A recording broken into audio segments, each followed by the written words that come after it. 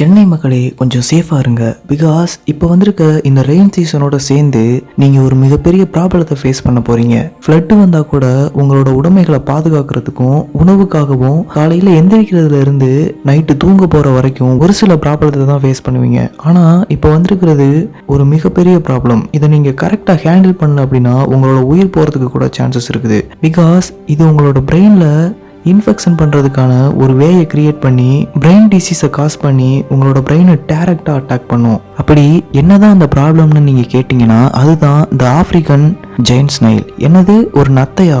ஒரு நத்தையால் எப்படி ஹியூமனோட உயிரை கொல்ல முடியும் அப்படின்னு நீங்கள் நினைக்கலாம். அதை பற்றி தான் இந்த வீடியோ ஃபுல்லாகவே நான் எக்ஸ்பிளைன் பண்ண போகிறேன். வீடியோவை கடைசி வரைக்கும் பாருங்கள். இந்த வீடியோ சென்னை பீப்புளுக்கு மட்டும் கிடையாது, அவேர்னஸோட இருக்கணும் அப்படின்ற நோக்கத்துக்காக எல்லாருக்குமே தான் இந்த வீடியோ.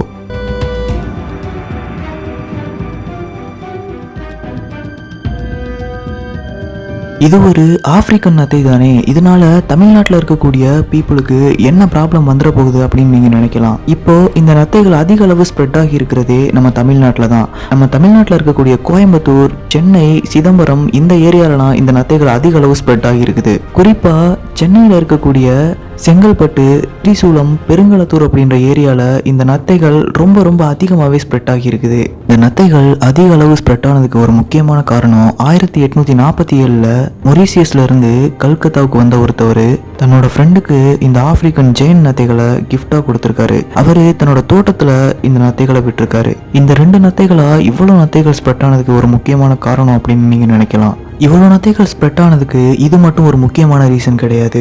இந்தியாவிலேருந்து ஆப்பிரிக்காவுக்கும், ஆப்பிரிக்காவிலேருந்து இந்தியாவுக்கும் ஒரு சில பொருட்கள் இம்போர்ட் எக்ஸ்போர்ட் பண்ணது ஒரு முக்கியமான ரீசன் அப்படின்னு சொல்லப்படுது. இந்த நத்தைகள் ஆப்பிரிக்காவிலேருந்து கடல் வழியில் நீந்தி இந்தியாவுக்கு வந்திருக்கலாம் அப்படின்னு ரிசர்ச் ஆர்டிக்கல் சொல்லுது. அதையும் தாண்டி இந்த நத்தைகளால் ஒரு வருடத்திற்கு 1000 முட்டைகளை இட முடியும். பிகாஸ் இந்த நத்தைகள் ஆண் பெண் அப்படின்னு தனித்தனியாலாம் கிடையாது, ரெண்டுமே ஒரே நத்தை தான். ஒரு நத்தையால முட்டையும் இட முடியும், மேட்டிங்கும் பண்ண முடியும். இந்த ஆப்பிரிக்கன் ஜெயண்ட் நத்தைகளுக்கு ஒரு முறை ரிசீவ் பண்ண ஸ்பெர்மை ரொம்ப நாளைக்கு சேவ் பண்ணி வச்சு யூஸ் பண்ணக்கூடிய கெப்பாசிட்டி இருக்குது. நம்ம நாட்டு நத்தைகளோட கம்பேர் பண்ணும்போது இந்த ஆப்பிரிக்கன் நத்தைகள் அளவுக்கு அதிகமாகவே முட்டைகளை இடும்.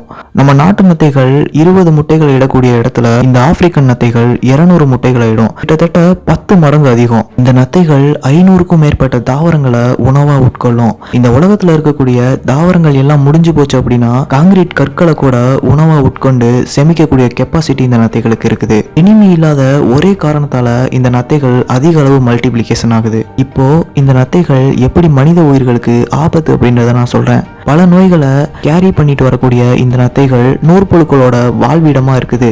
மழை காலத்துல அதிகமாக ஸ்ப்ரெட் ஆகக்கூடிய இந்த நத்தைகளை நீங்க கையில தொடும்போது அந்த நூற்புழுக்கள் உங்களோட பாடிக்கு ஸ்ப்ரெட் ஆகும். இந்த நூற்புழுக்கள் உங்களோட குடல் பகுதிக்கு மூவ் ஆகி பிளட் வெசல் வழியா உங்களோட பிரெயினுக்கு போயிட்டு டைரக்டா பிரெயினையே அட்டாக் பண்ணும். இதோட சிம்டம் லைட்டா ஃபீவர்ல ஆரம்பிச்சு உங்களோட சுயநினைவை நீங்க இழந்து போவீங்க, கடைசியா இறந்து கூட போவீங்க.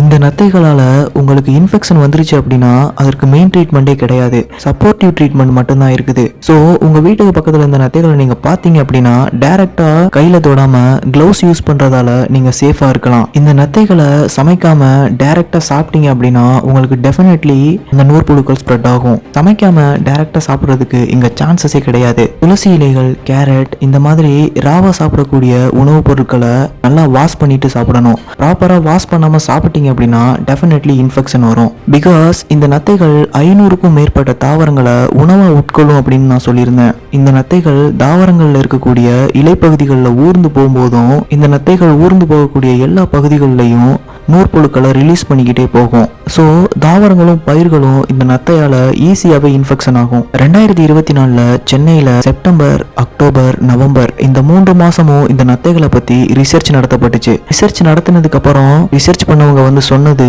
சென்னையில பெருங்களத்தூர், திரிசூலம், செங்கல்பட்டு இந்த ஏரியால தான் இந்த நத்தைகள் அதிக அளவு ஸ்ப்ரெட் ஆகி இருக்குது அப்படின்னு உங்களோட ஃப்ரெண்ட்ஸுக்கும் உங்களோட பேரண்ட்ஸுக்கும் இதை பத்தி அவேர்னஸ் கிரியேட் பண்ணுங்க. அண்ட் இந்த வீடியோவை ஷேர் பண்ணுங்க. நம்ம நெக்ஸ்ட் வீடியோல பார்க்கலாம்.